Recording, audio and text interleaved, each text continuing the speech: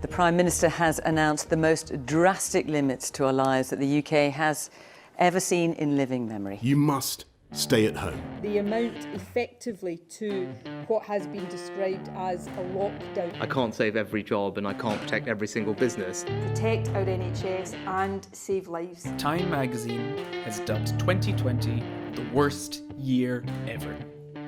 And it's easy to see why. With 164,000 plus cases of COVID in Scotland and various national lockdowns, businesses have been suffering across the board. Even with millions of pounds of support coming in from the government, many smaller artists, musicians and venues have been left out in the cold.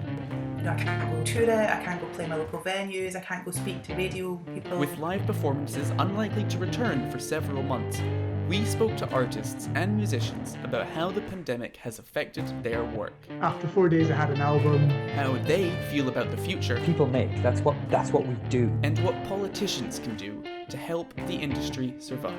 Have to control the virus first.